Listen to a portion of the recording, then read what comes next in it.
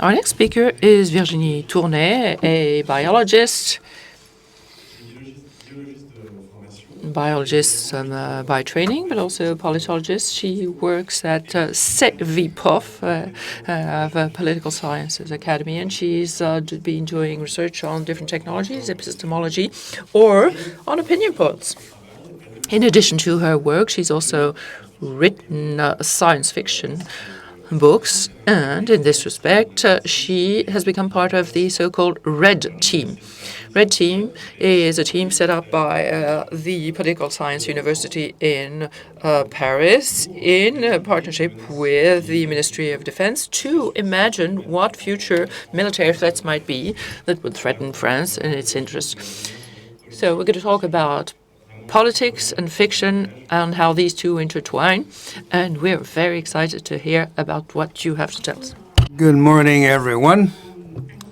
Thank you to the organizers of the symposium to invite me here in this place, which is a symbol of the meeting of the worlds of art and research. Indeed, I'm a member of the Rating Defense. I'm going to go back about this, but the idea of a role is to try and imagine threats, menaces, or rather unexpected forms of conflicts by 2030 or 2060. As part of the topic of this meeting, talking about the reality of sci-fi, the work we are doing within Rep Team led me to trying to think about the role, the place of sci-fi, and more broadly, future narratives in the public space and political life. Let me bear with you. My presentation is quite experimental, so bear with me. Its purpose is to make future, I'm not going to look into the content of futures, but rather about the conditions for producing future narratives in society. To take up this, I'm going to use a specific object, which is a trace, a kind, a nameless shape, which is the word trace. Why I'm going to talk about traces today, because it is quite specific when I try to interpret traces. It does disseminate sci-fi imaginaries in a certain way. We're going to project possible futures from an expertise or technical know-how. It is what Tristan Garcia talked about, the speculative realism. When you interpret a trace, you are doing speculative realism. You are going to bring together scientific approaches with production of the imagination. It's a kind of lab experiment when you want to look into the mode of production of futures in a society. Now, what is quite interesting when you get into interpreting traces, this interpretation is always endless. It is a kind of attempt to exhaust reality which never comes to end. That's why my presentation is called The Trace Which Cannot Be Found. 3 reasons make it quite interesting for us. First reason is that the social expression of imaginaries is related to scientific knowledge. For example, to recognize the marks of the devils in witchcraft, you would use, at the end of the Renaissance, empirism, experimental method. Basically, something which is quite interesting if you look at the frontiers between sci-fi and science. Second, qualification of a trace is the product of a balance between its interpretation, scientifically speaking, in its symbolic qualification. I'd like even to take up the words, the categories, if I like, between signification, the meaning, giving to it, and the sense. Sense and meaning, for example, if you think about the controversy about pesticide traces in the urines of movie stars, interestingly, in the language, we had toxicological scientific reference, but also, in a way, a social criticism of the agribusiness.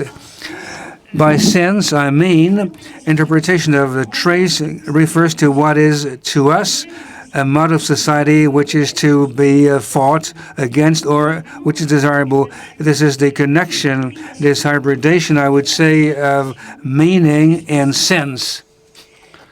Now, the trace is basically the symptom of a tension or strain between two kinds of future narratives, scientific perspective on the one hand, on the other are fears, social order, eschatologies, something which is a hybridization, which is quite strong, of what is society all about. And the third value of trace is that the same trace may feed into sci-fi imaginaries which are contradictory. For example, the trace of a GMO may mean a standardization of a farming model which you fight against, or it could mean to be a solution against hunger in the world.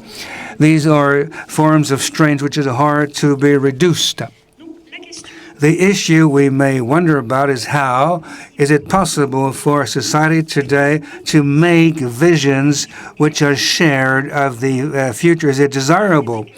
Now, listening to the statements of yesterday, I don't think that you must reduce interpretation of a trace to something which would be hypothetical and deductive. If you just keep the meaning and loose sense, you get into the two-dimension world of Edwin Abbott, flat land, where basically you've got no reinvention of himself. All is stabilized, repeats itself, something which is secured. We're not happy. Basically, you are in what Leuven said. To interpret the trace, you must accept somehow to go into the shapeless, breathing on clay for the golem to happen. You're going to reconcile this double demand. You need to be a society to have shared futures at the same time. Well, it is okay to have this leeway to be able to create and interpret the trace, to be able to make it happen at the same time. Now, could you possibly screen, okay, I don't know whether you recognize this shape, which is in the backdrop of the first slide of mine. Oops.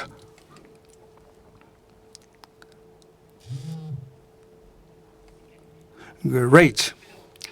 Now, that's a German painter Holbein. This is a famous anamorphosis extract from the painting The Ambassadors from Hans Holbein, a German painter. Steeped in humanism of Renaissance, you've got two notables propped up on a shelf. You can see basically in the foreground a kind of white, bony putty, which is outside of the work, which seems to justify the laws of gravity. Now, of course, you can recognize here a cranium, a skull. If you're looking at the painting, in order to show this cranium, you've got to move away to the right of the painting to be able to see it. The message is quite clear. No knowledge, no power will make it possible for a man to escape death. That's quite clear as a message. What is remarkable and what is fascinating in this painting of Holbein is that it means to read the message that you must make an effort by the observer. No one is able to grasp the meaning by looking at this painting. That death is inevitable.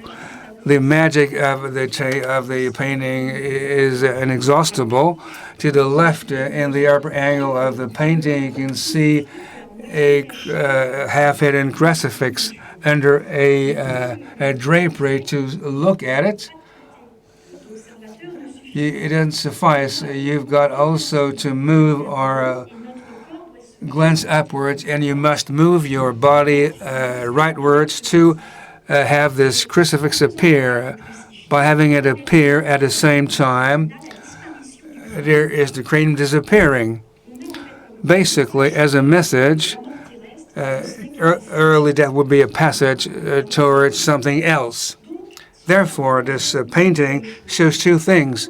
When you're talking about trace, basically it's a narrative. Any interpretation of the trace is a narrative. This was documented by Carlo Ginzburg, the historian. It's a narrative which is a transformation narrative. That's the first point I want to make. The second point is as follows. What is remarkable, this narrative is not the same for everyone. It depends on the role you have in society or the role you want to have in society. To me, this table is really remarkable, showing the complexity, the difficulty we have in to read, look, grasp this outside world, which appears to be unique or univocal. What is the trace all about? To get into the nitty-gritty to understand what I'm talking about. Now, here's an example of the anamorphosis. But at first blush, when you talk about trace, you can see the footprint of a wolf, of a squirrel in snow, the marks of the devil. In witchcraft, it's not a scientific term referring to a division of matter like atoms, molecules, what have you. It's a term which is cultural in nature, and even it's an invariant you found in every era. It's a cultural term. It's quite interesting because you feel that our society today is saturated with traces. You've got asbestos nanoparticles, GMOs, electric waves, electromagnetic waves, or traces of activity on the web, whatever. A trace basically refers to substances which are considered to be socially harmful, but a trace may also represent something which is quite positive. For example, the active ingredients reflected in homeopathic substances mobilize the imaginary of the trace. It is a fascinating object because it's at the borderline between knowledge and political fiction. Therefore, in a way, the role everyone has in society.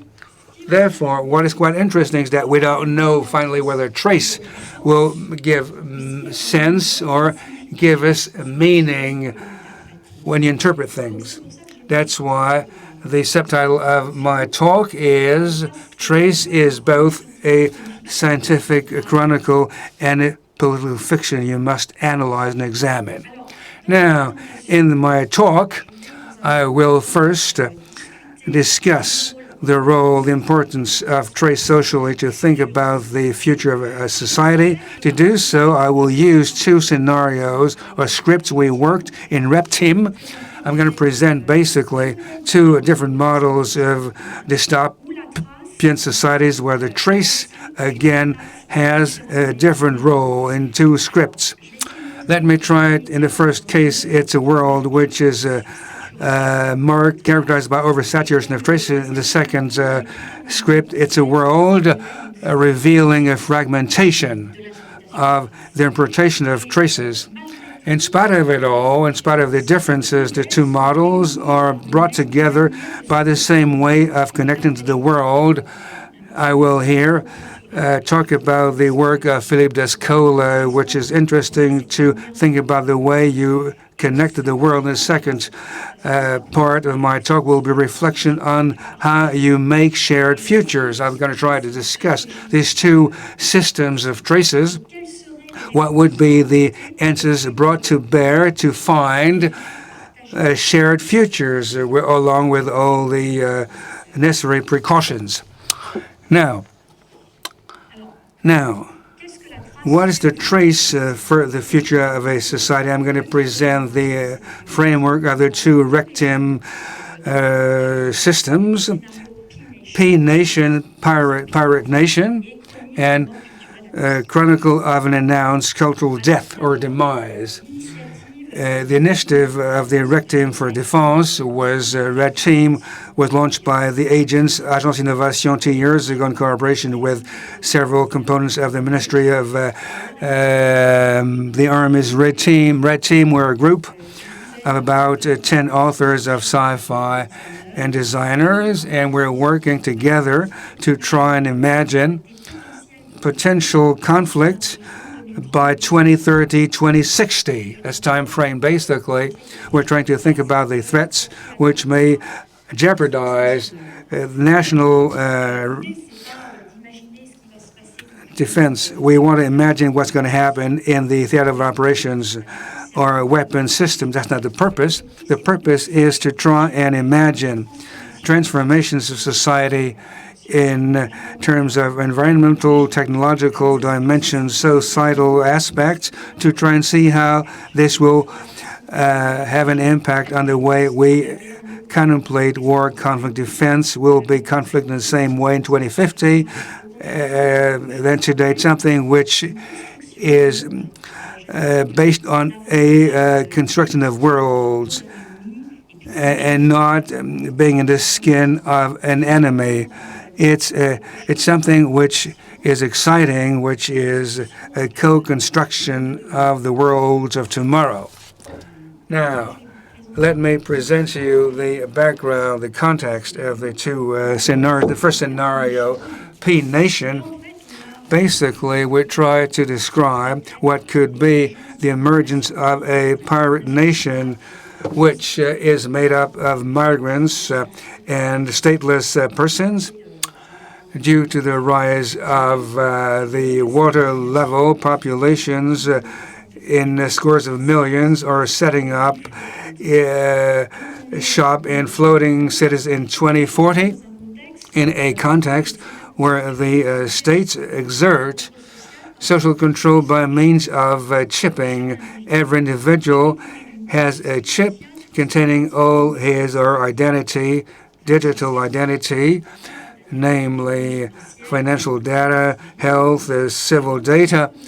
The pirate community is a community having no chips implanted in it, like the people who are undocumented.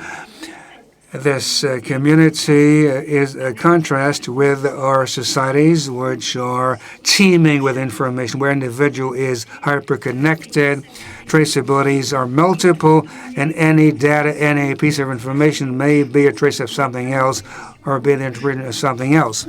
Therefore, it's a society which is, in a way, characterized by an oversaturation of traces. That's the first model, the first system of traces of my script. The second script or scenario, Chronicle of a Cultural Announced Death. Basically, we came up with what could be the future of social networks, kind of digital networks for services, evolving over time. That's science to sort of community safe spheres. The idea is that perception of outside world would be able, could be adapted to the reality of every individual.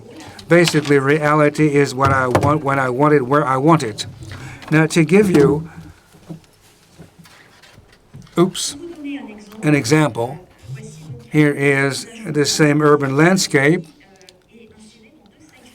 inserted into two different safe spheres. In the meditation safe sphere, it is a calm, quiet street with shops. It's all nice and dandy, and you got a sphere which is heavy metal, where it is something which is rock and roll.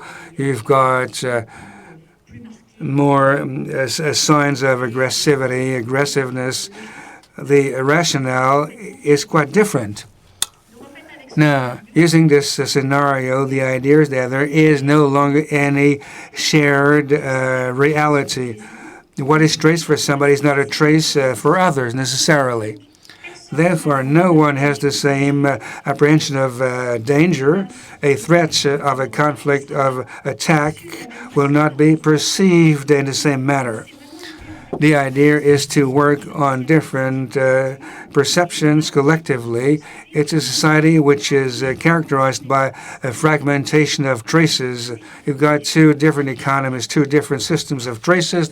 The first is the oversaturation of traces. The second case, it's a fragmentation of traces. Now, what's interesting is that the two models will determine the way in which we grasp reality, where you will connect to the outside world. To me, it does echo or to the work of the anthropologist Philippe Descola. I will not get into detail of his immense works, but let me focus on the categories of perception, ontologies, he called. Basically, ontologies, the idea is that when you look at an object, an individual, an event, you will spontaneously give him attributes or properties. In his work, he would like to go beyond the separation between culture and nature. To him, the attribution of properties is based on a ratio between a quality, which is an inwardness of the and a global form, which is the physicality thereof. For example, when you perceive a house, you got to identify the outline, the shape of the house, and attribute it inwardness, whether the place is healthy or not. He set up 4 categories of allocating properties to what you perceive. For example, the animism is the idea that in spite of our different physical traits, I can, for example, share with my parrot the same inwardness. I can talk to my parrot. We have some connivance, a modicum of sharing. Naturism, the anthropocentric model where we are today, here in this model, I will not set up similarities between my inwardness and that of the parrot, but conversely, I'm going to recognize that we are met together physically because together we're the product of a biological evolution. We're sharing physical traits, a history, a biological evolution, which is shared in common. You've got the totemistic model. I incorporate the physical traits and moral of Christ when I eat bread and drink wine like my parrot. I come from the same ontological mold. There's a very strong correspondence between the inwardness and physicality.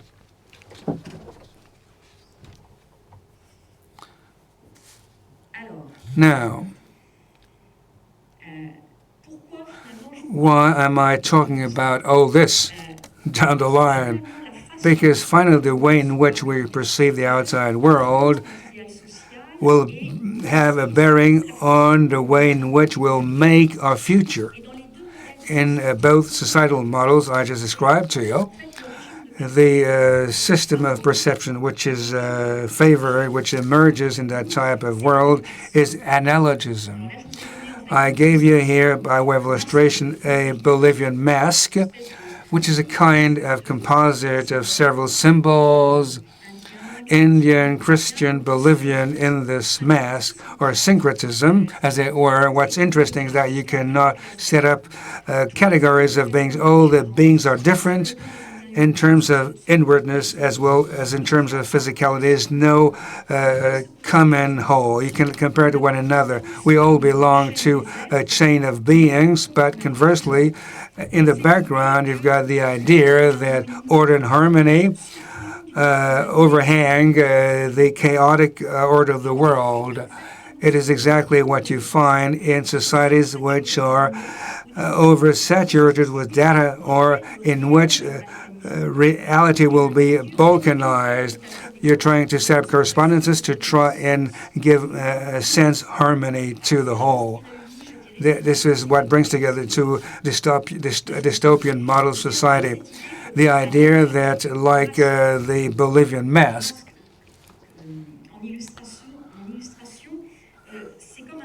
It is like religious syncretism, where you have a lot of elementary particles which cannot be compared to one another, but you assume that it is a kind of global harmony of things.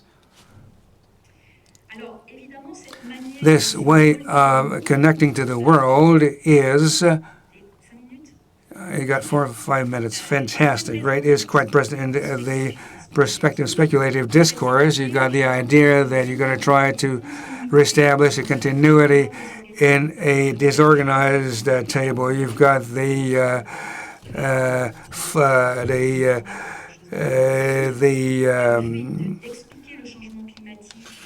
climatic change from a change in behavior of individuals and a fluttering of this. So basically, it's a kind of a regime, a system, which is analog. How can the two systems of the trace impact how you can apprehend the future? How can you regulate and make shared futures without losing this creative libertas golem, which is our own?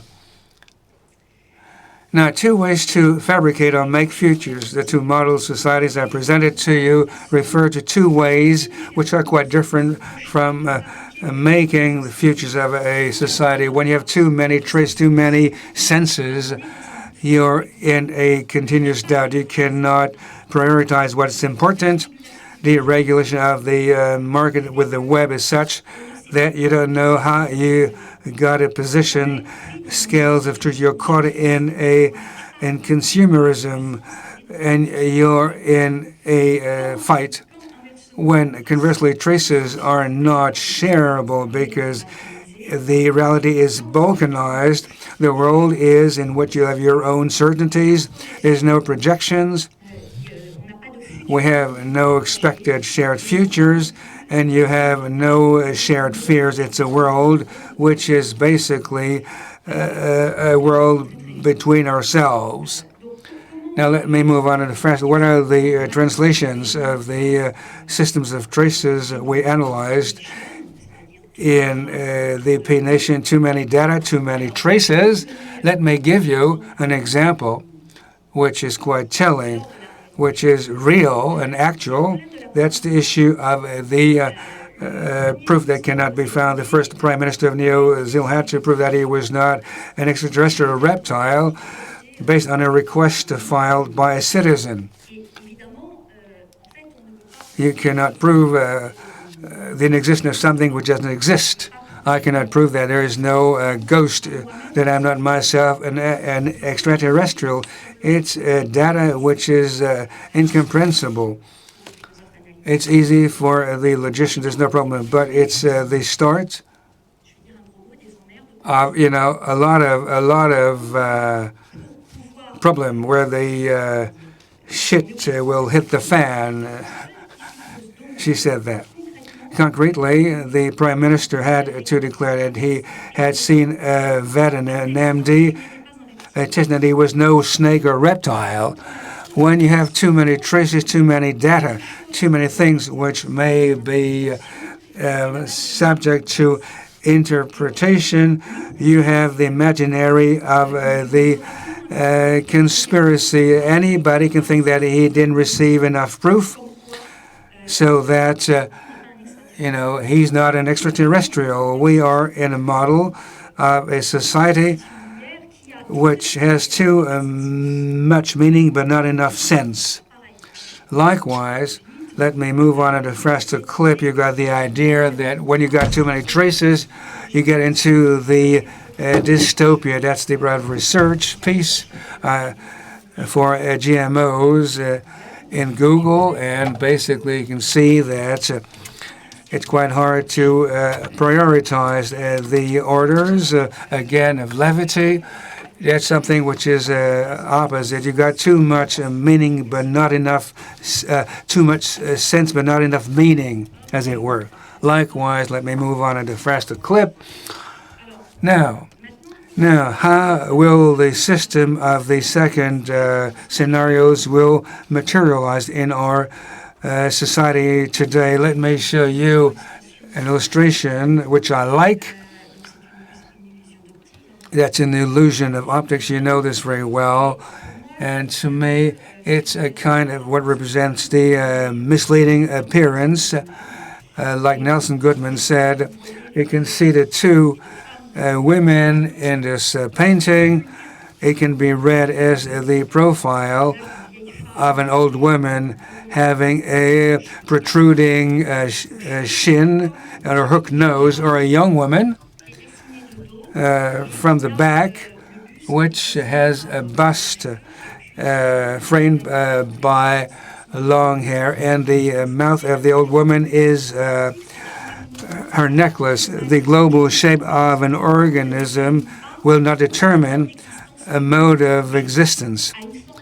To a given form, you may have several properties or several qualities. And conversely, we saw a disturbance of form is another case in a society where reality is balkanized. It's a photograph taken by Véronique Elena, a photographer showing a single unique form. It's a hand. There's no ambiguity here, but there's a disturbance in terms of the history, the recent past of this hand. Is it the hand of a dead person, a living? Is it a rich woman or a hobo who stole a ring? We don't know. This image, if it's clear in its shape, is incapable of telling us about the qualities, the attributes, the inwardness of the object, and troubling what is intentional. It's something which is ambiguity, which is not at the level of the form, but at the level of the inwardness. Now, basically, it is a society where reality is balkanized. The fragmentation of traces is found in mirology. Mirology is the analysis of a relation between the whole and the parts. There is a fragmentation of reality. When you're looking, for example, at an embryo, there are several ways to think about the embryo. You may contemplate it as the premise of a potential human being, or a kind of stem cells developing tools for a therapy. Once again, nobody is wrong or right. It's two ways to apprehend, grasp reality, as it were. Another painful case a few years ago. A young man called Vincent Lambert. You heard about this drama. He had brain lesions, and we couldn't measure the level of alteration of his conscience, of his awareness. Like in the case of the photograph of the hand, there's a deficit, a lack of information. He was a person, there was an agreement on the shape, but he could present possible inwardness. He was an individual having no more awareness, or you can consider that there will remain some leftover of awareness, as it were. Again, it's simply a philosophical, analytical problem. But the problem is that the ambiguities are having an impact on public action. We don't know whether treatment of the controversy was based on the handicap or was based on the end of life. The problem, when you are in your sphere, there is no joint or shared future which is shareable.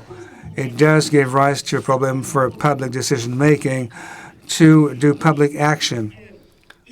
Indeed, for the artist, realities are demultiplied. But when you're at a level of the public decision-making process, what do you do of all this? Now, to wrap up, how to make futures collective, shared imaginaries. How can you be able, I don't like to use the term, but to secure reality, not in terms of, straining it, but how to make sure that it's not oversaturated with a trace or balkanized, that there might be consistent public action but while keeping the freedom to breathe on clay. It's a wager which is hard to make in our societies. Now, we should try and make or fabricate totality or wholes without getting into fanaticism or dogma. The issue is that you've got several ways for an assembly to be a whole. Here is a stack of rocks. It could be also perceived as a house, as a menhir, as a dolmen, or as a grave. It all depends on the way in which you got to connect the different parts together to make a whole of it. With matter, it's not easy to do, as you can see, but how will we succeed in remaking a whole with society? How can you recreate societies using our shared imaginaries? It's quite a challenge in itself because basically it's not easy to combine a form or shape with a quality or a trait. You know, does the end come before the egg or vice versa? A hen is the way for an egg to make another egg. In a world where reality is balkanized, there's a problem to reassociate shape, states, political institutions with a quality, namely having a joint ideal and sharing an ideal, something which brings us together as a collective. Now, a possible way to do this, to respond to oversaturation of trace, would be to combine different ontologies, trying to beef up, as far as possible, founding myths referring to common origins or a shared universal world. I'm talking about totemistic ontology. You got here. Oops, I cannot read my slide. Here's a painting, showing an animal whose physical body is like the social body.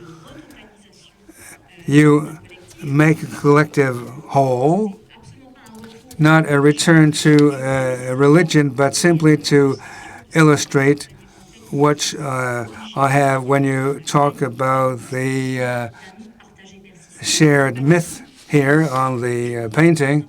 I don't recommend this, but I want to show you a mechanism at work. But you got to try and compensate for this oversaturation of traces by something which is connecting us together. It could be a Republican symbol giving us the feeling of being one with societies. I'm going to stop right here because I'm running out of time. Thank you. Thank you. Je suis désolée, j'ai été un peu longue, mais il y a beaucoup de concepts. C'était passionnant. Exciting. We have time for one question, possibly. If you've got any people who would like to ask something of Virginie, fire away.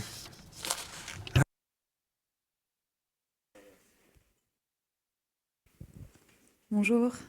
Morning. Thank you. Exciting. Everyone was quite interested in your statements. Now, what will the Ministry of War, Ministry of the Armies, how can you ask sci-fi authors to forecast situations of conflicts or futures? Now, could you go back to the origin of this project? How was it born? How was this idea came about? You said it to Martin and myself. It is exciting. I cannot really tell. I didn't really. I responded to a bid on the web, but I can give you the way in which we approach fiction. We had a lot of exchanges on how we will connect to fiction. It's not prediction or forecast, but the idea in the world today, we're working on predictive horizons which are short and shorter because it's an hyperconnected world we live in. A scientific perspective has time limits which are shorter and shorter. What can you do about it? Well, we're trying to project other possible ways using fiction in a pragmatic way, not as a tool for prediction, but as a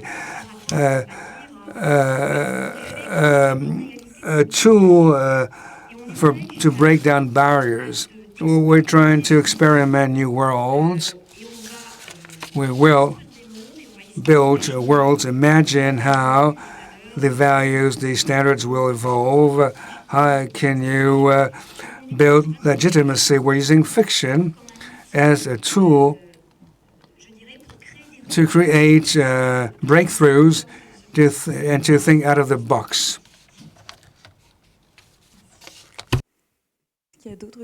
Any other questions? Yes.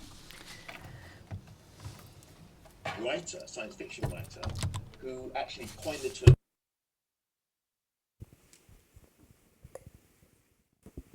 Oui, bonjour, merci. Thank you. Got a question which is a broad-based general question. How do you contemplate the relationships between your status as a writer and the power? If you take France, an example, sci-fi and authors of fictions are counterpowers since the 18th century. If you go back to the Sun King, Sébastien Martin Rétif de la Bretonne are using fiction against the church, against the princes. When you have Soviet sci-fi, Inyatin, for example, writing, he says, to be a counterpower of fiction is the only power of those who have no power.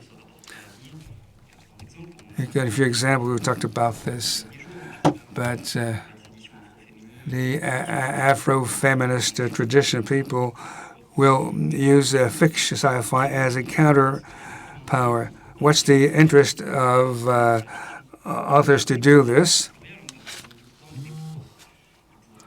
Military power, and on the other side, what is the interest of power to look for sci-fi authors? Because in France, the Sun King is doing perspective using physiocrats. De Gaulle, Charles de Gaulle's, is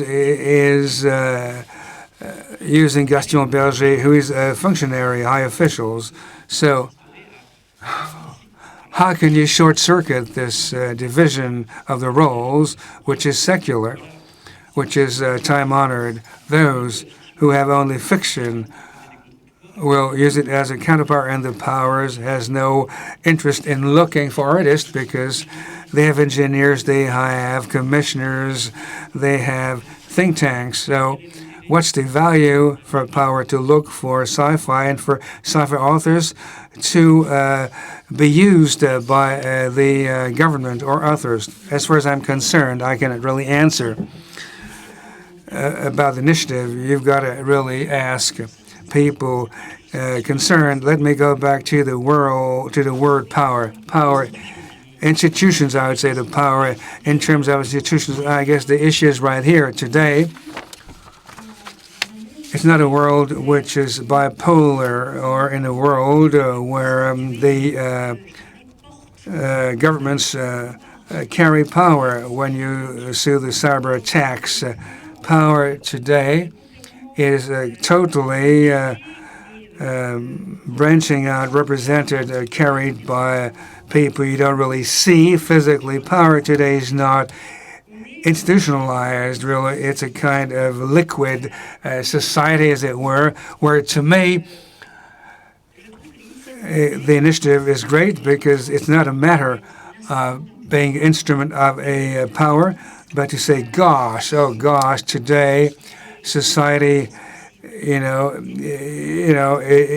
is not really collective, and how to ensure that you find back this totality, this whole, while keeping our basics, freedom of expression, freedom to talk, the freedom to set up a symposium as we did today. To me, the initiative is great in the sense that you got to move out of a very black or white vision. Institutions represent the totality of the powers.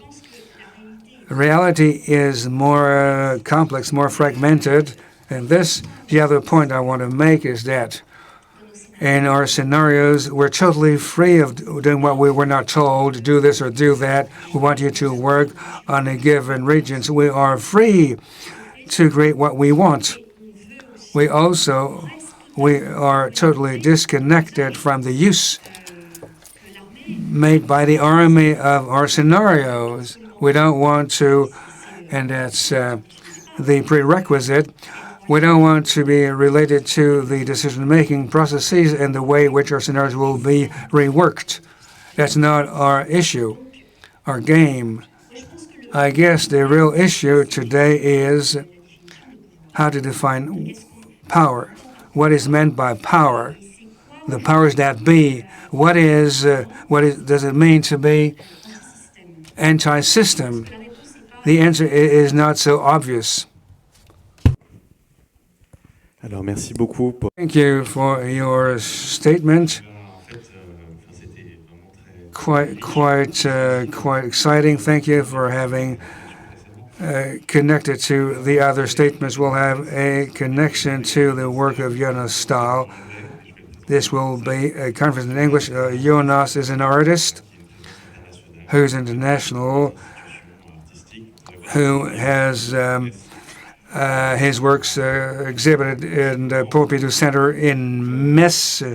As of 6 November, he's an artist, but also Jonas is a researcher working on the issues of art and propaganda art and political imaginary.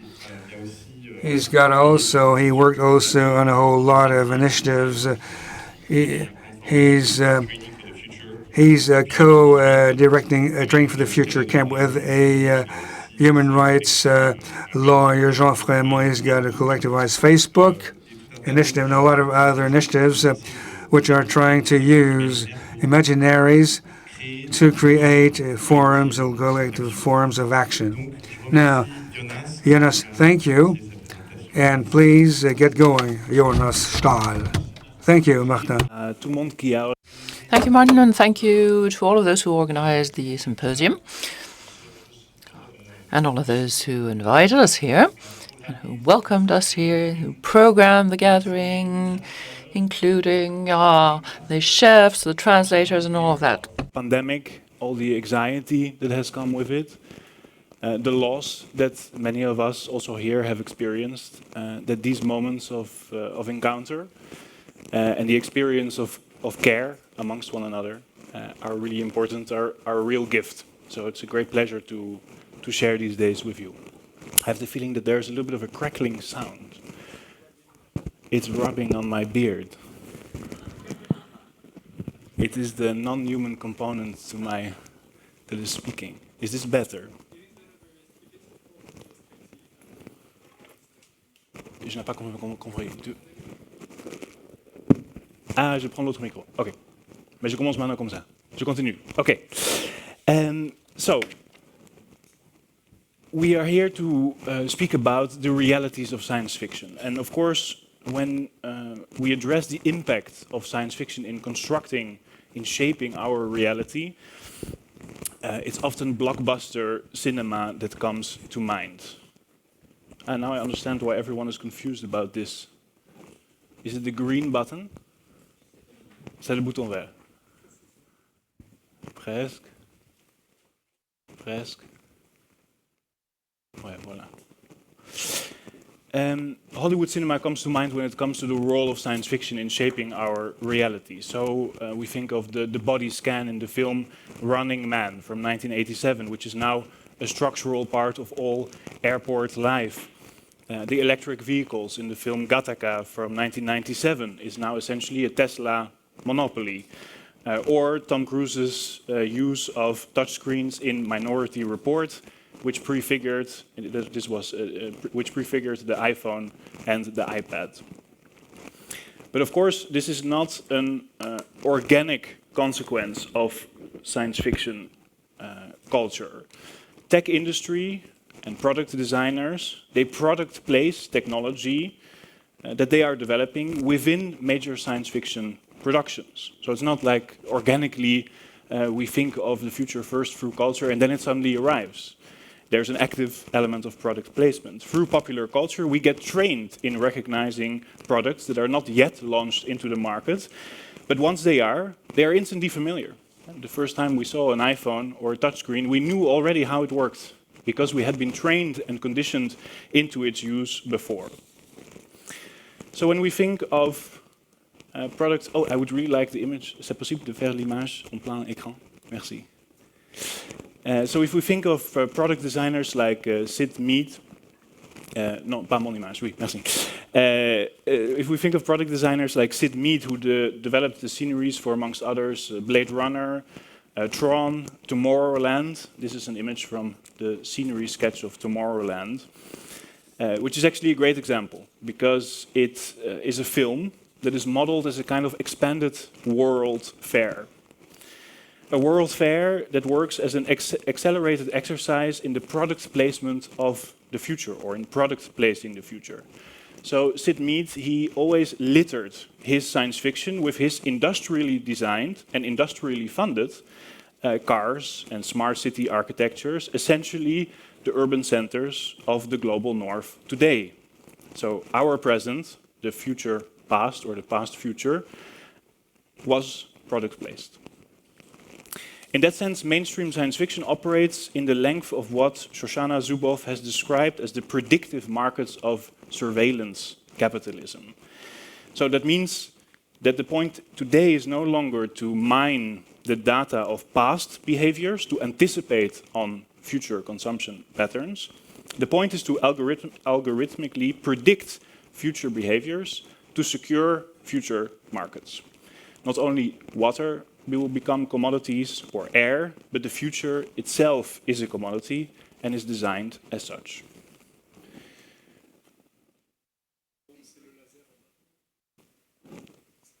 Ah, c'est le pardon. Oui, oui. Merci. These examples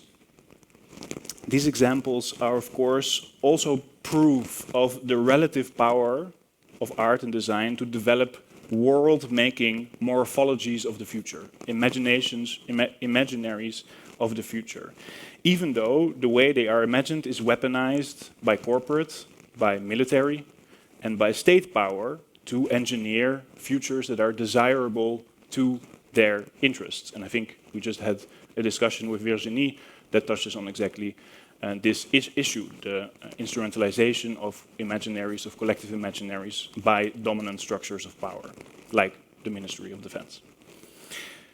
Let's not forget, in this case also, that major Hollywood productions, like Iron Man, Transformers, or I Am Legend, have relied on subsidization by the Pentagon's Entertainment Liaison Office for decades. So this is the cultural department of the Pentagon, the American military.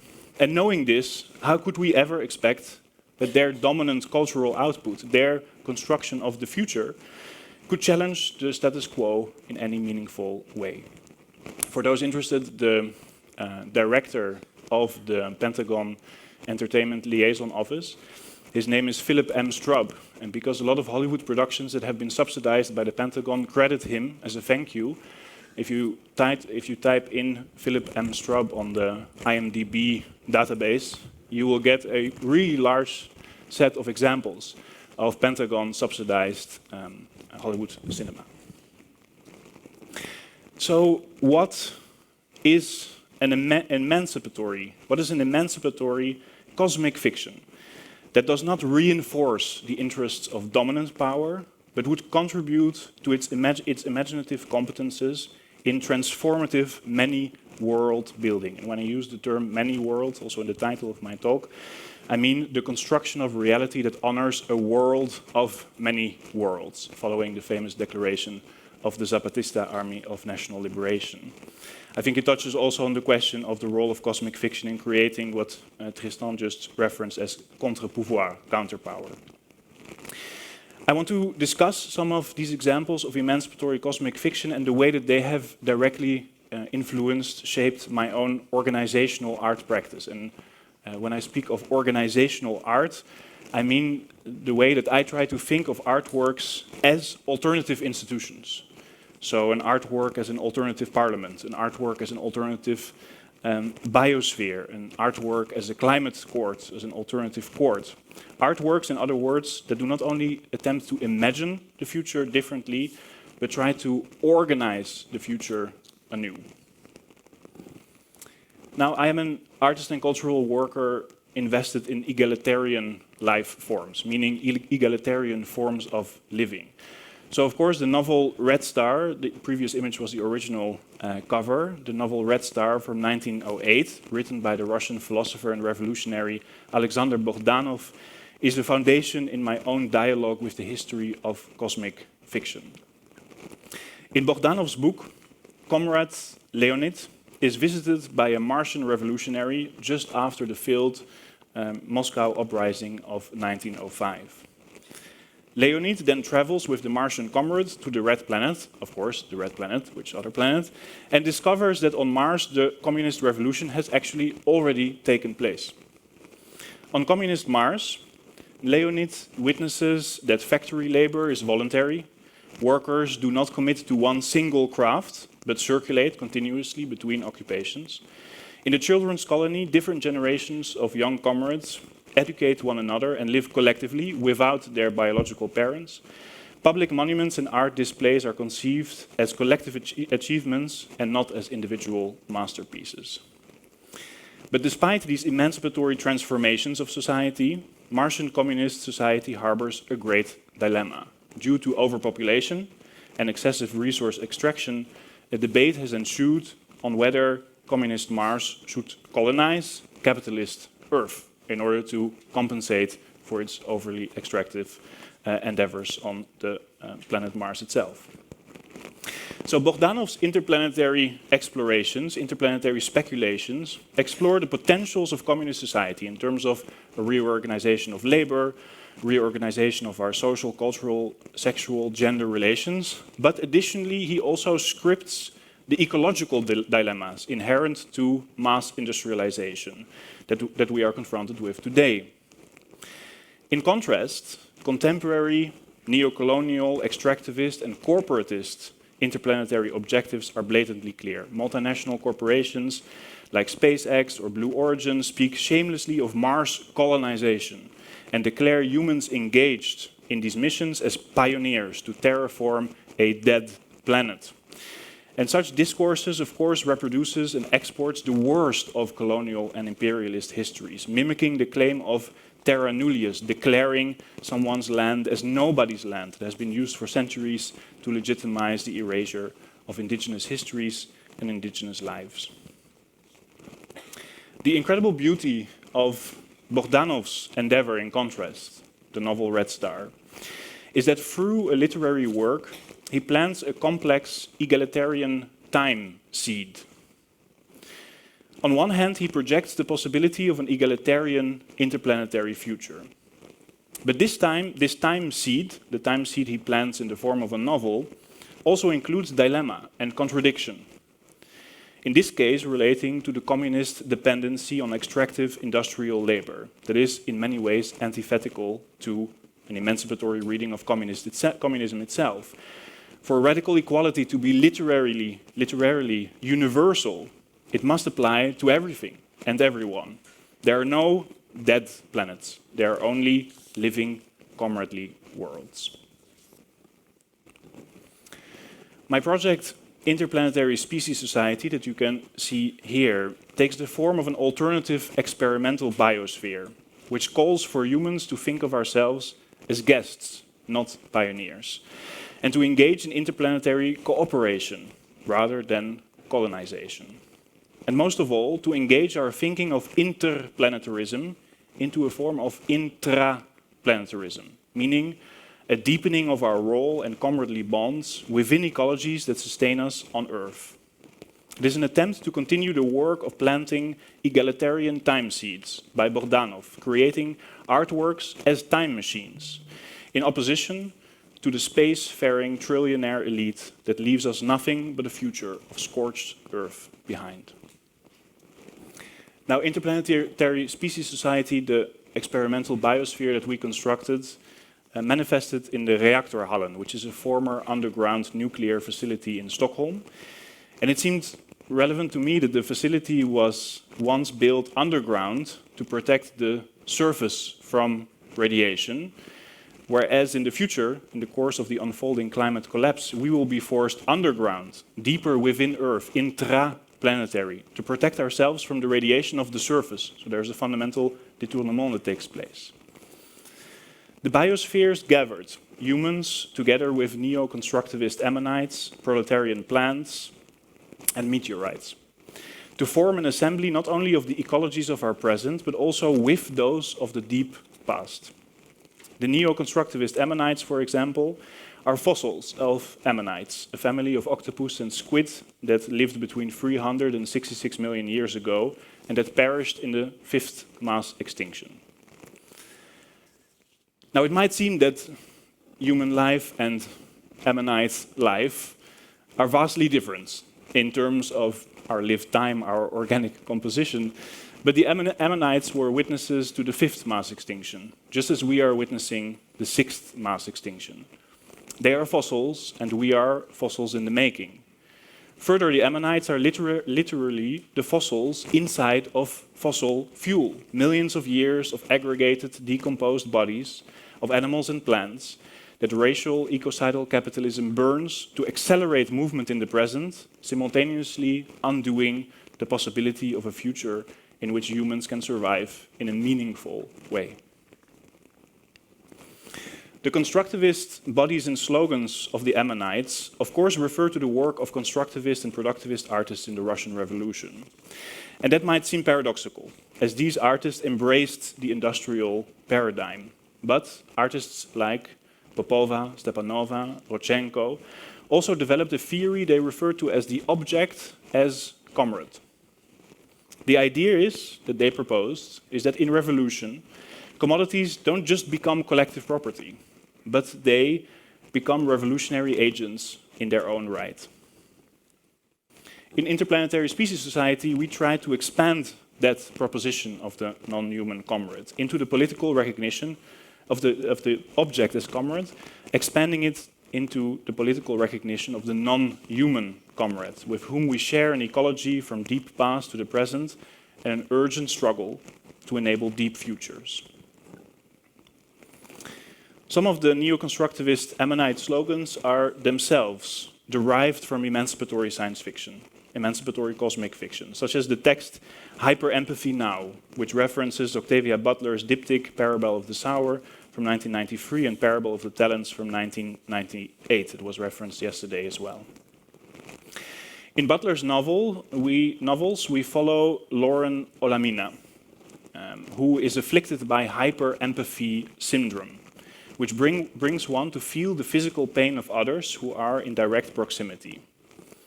Olamina attempts to build a new secular religious earthseed community in a future United States that is plagued by ecological collapse, corporate authoritarianism, and evangelical extremism.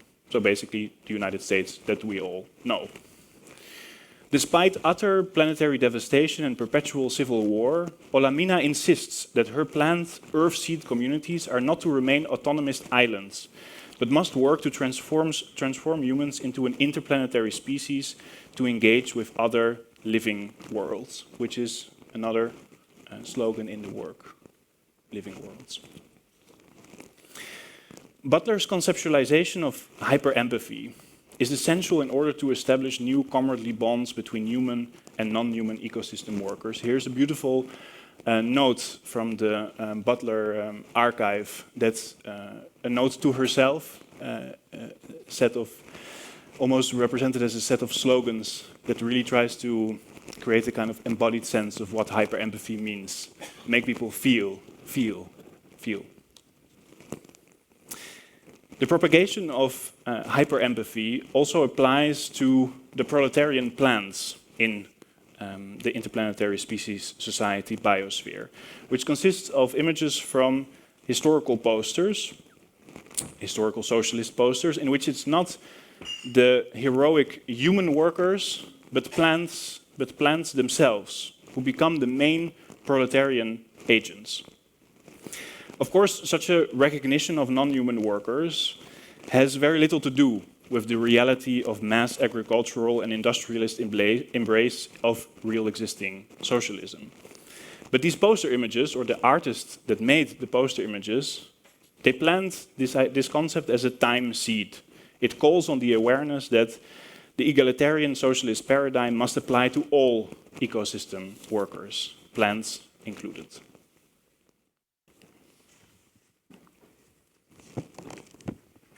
In the center of the biosphere, free meteorites. This is the hole where the nuclear reactor used to be. Free meteorites, more than 4.5 billion years old. So free objects that existed before Earth itself, the surface of Earth itself on which they are lying now, or in this image, existed. And so it's a kind of gaze from deep time, staring back into from the hole where our nuclear-driven future used to be. In other organizational artwork, I encounter cosmic fiction as a fellow traveler, a fellow time seed working similar fields, but with different strategies. That was my experience when reading Kim Stanley Robinson's The Ministry of the Future from 2020, a near-future climate fiction that tells the story of an organization, the Ministry of the Future, tasked with putting to practice the principles of the Paris Climate Accord. The ministry's focus is to defend the rights of unborn humans and other ecosystem workers of the future to achieve a fundamental equality of life across different periods of time. The Ministry of the Future's introduction of the carbon coin, a new currency that monetizes not burning fossil fuels. So it basically means that the more carbon is left in the ground, the more capital one creates. Might be one of the book's most inventive and simultaneously problematic efforts to rethink our collective survival. When reading Ministry of the Future, this is a beautiful article in which Kim Stanley Robinson makes the case for, amongst others, the carbon coin. Also shows how progressive or emancipatory forms of science fiction can impact reality in a rather direct way. When reading Ministry of the Future, I had already been working with lawyer, academic, and writer Rada de Souza for a year in preparing our Court for Intergenerational Climate Crimes, the CICC, a more than human tribunal that prosecutes climate criminals in the form of transnational corporations and states. The CICC confronts or tries to confront a fundamental absence in existing legal institutions, namely the category of the future. Courts can prosecute the present based on evidence past, but they cannot in the present prosecute the future violence imposed upon unborn humans, unborn plants, unborn animals. So transnational corporations like Unilever, ING or Airbus, with the complicity of states, they can store their ecocidal crimes in the future. They can store their crimes in time because the future has no jurisdiction. The Intergenerational Climate Crimes Act, drafted by Rada de Souza, my collaborator, is the legal foundation of the CICC. It calls for a redefinition of time in the struggle for climate justice. Past, present, and future are interdependent, and they are radically equal. Ancestors of the future, which is us, unborn successors, must be recognized as equal and simultaneously present. And that's how we consider it in the public hearings that we will be holding next week from Thursday onwards against ING, Airbus, and Unilever and the Dutch state. The form of the court, and I showed you a few images already, consists itself of evidence of intergenerational climate crimes. It's populated by extinct animals, extinct plants, as well as ammonite fossils. At the center of the court, a large fossil is placed in a hexagonal shaped pool of refined oil, creating a maddening chronopolitical arena in which a clash between millions of years of inherited Earth memories and a burning present manifests. An arena that aims to challenge us, to demand not just 2 or 3 generations more, but to demand 1 million more years. Surrounding the center of the court, signs are raised depicting extinct animals placed on a radiant yellow background, each termed comrade, in a different, sometimes near extinct language, emphasizing that extinction of animals and plant life goes hand in hand with cultural forms of extinction. In between them, woven banners of extinct plants are present, each equally termed comrade. And upon closer look of these woven banners of the extinct plants, one might see that the outer forms of the plants are maintained through small tapes and wires, traces of the attempts by scientists to maintain the ghostly shapes of these massacred ecosystem workers. Violent reminders that the perverse notion of colonial discovery is inherently tied to erasure.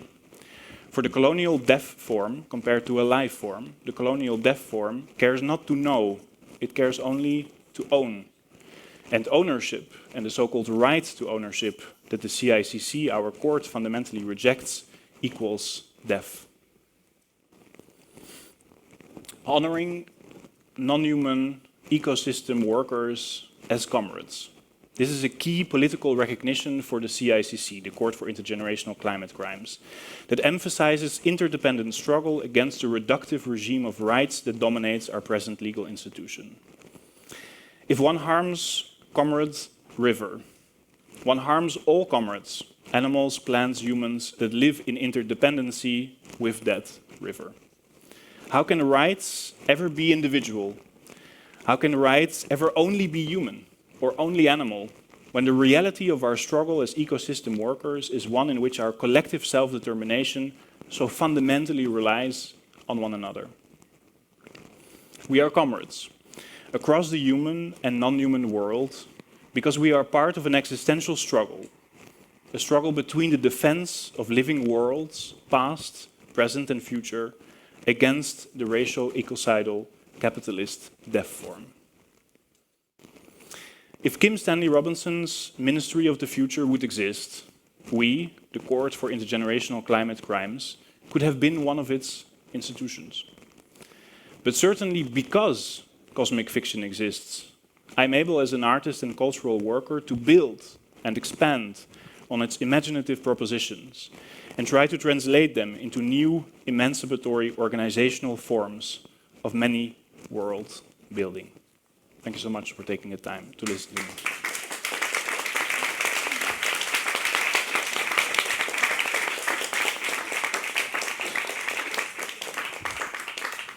Thank you so much for this intervention, Jonas.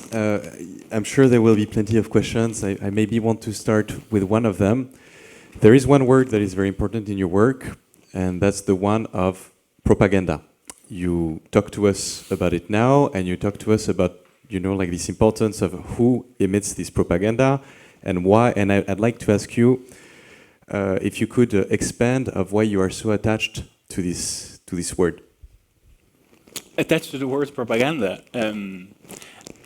For me, as an artist and propaganda researcher, the word propaganda relates to the efforts of reality construction. The field of propaganda is the field of world making. It's the way in which infrastructures, narratives, and imagination intersect to create new realities, new normative realities. I don't think that there is a world without propaganda. I think the world is the product of a confrontation between different propagandas. And that it is essential that we propagate, in an emancipatory sense, alternative imaginaries, alternative futurities that can counter the apocalyptic normative reality that we are currently facing, that sells us the demise of our world, the ecosystem collapse we are experiencing, as somehow the least of the worst options available to us. And it's interesting, of course, that the historical word propaganda comes from biology, that it relates to propagation, the propagation of animals, of plants. So I believe in the possibility of an emancipatory, transformative propaganda. The propagation of possibility, the propagation of a world of many worlds, the propagation of transformative realities in which we might become things that we cannot even imagine in our current conditions of oppression. This for me is where what I try to contribute to with my work. Alors, that's because that's a very beautiful answer on how you stress the importance of propaganda rather than fiction, let's say, because of this. Although, like, could what you're trying to do with this term propaganda, could you use the term fiction instead? And if not, why not? You know, what is not enough in fiction for you? I don't think fiction is fiction. I think the moment that we imagine something, it already belongs to the possibility of reality construction, which I think is the relative power of imagination. As artists and cultural workers, we do not have the executive power the way that the political class might have it, but we have the power of imagination, and that has a potentially oppressive dimension, and it has a potentially emancipatory dimension. That the moment that we plant these time seeds, the moment we bring the imagination into the public, we plant the time seeds. It might not happen now, it might not manifest now, it might not manifest within the regimes that we currently occupy, but these time seeds, they travel, and once imagined, they wait until their moment of becoming material reality. Thank you so much. I am sure we have time for more questions, if there are questions. Yeah, Louvain. Thank you very much. I would only very simply like to know how we can apply to the Interplanetary Society. Apply to the Interplanetary Species Society. Well, I mean, after having listened to you yesterday, I'm hereby welcoming you as part of our interplanetary cooperative.